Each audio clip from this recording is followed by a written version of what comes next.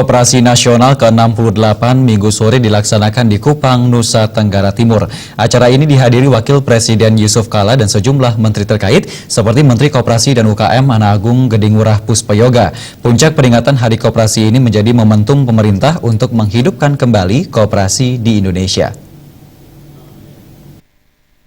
Bapak Ketua Kabinet Kerja, Ketua Puncak peringatan Hari Koperasi Nasional ke-68 Minggu sore yang dilangsungkan di Kupang, Nusa Tenggara Timur, NTT, dihadiri Wakil Presiden Yusuf Kala. Selain Wapres, sejumlah menteri terkait juga hadir dalam acara ini.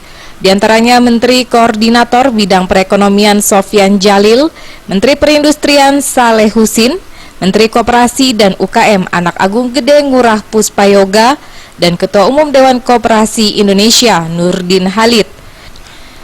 Dalam sambutannya, Wapres mengatakan koperasi harus menjadi usaha yang aktif dan jangan hanya sekedar papan nama atau stempel.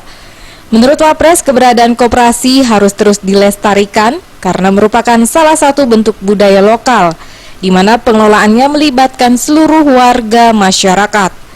Koperasi sama dengan upaya lain yang berkembang sesuai dengan dinamika dan teknologi. Wapres menilai koperasi juga tidak bisa hanya berjalan karena undang-undang, namun membutuhkan kerja keras agar bisa berjalan dan memberikan kemakmuran bagi rakyat. Masih ada koperasi yang stempel saja, tapi namun kita bersyukur 70% antaranya aktif. Dari aktif itu ada lagi aktif teratur dengan rapat anggota, itu pun lebih turun lagi hanya di bawah 50%. Itu semua menjadi perhatian kita semuanya, bahwa koperasi bukanlah papan nama, bukanlah stempel, tapi suatu kegiatan bersama. Kegiatan bersama, usaha bersama, usaha dengan dasar kekeluargaan, baru koperasi namanya. Hal senada juga disampaikan Menteri Koperasi dan UKM Ana Agung Gedengurah Puspayoga usai menghadiri peringatan puncak Hari Koperasi. Puspayoga mengatakan untuk memperkokoh koperasi sebagai soko guru ekonomi nasional, kualitas koperasi di seluruh Indonesia harus ditingkatkan. Tujuannya agar bisa sejajar dengan pelaku usaha lain, BUMN, dan perusahaan swasta. Koperasi sebagai suku guru perekonomian bangsa Indonesia. Nah, artinya kalau kita bicara memperkokoh suku guru sebagai perekonomian Indonesia, koperasi itu kualitasnya harus ditingkatkan, gitu. Nggak ada cara lain, gitu.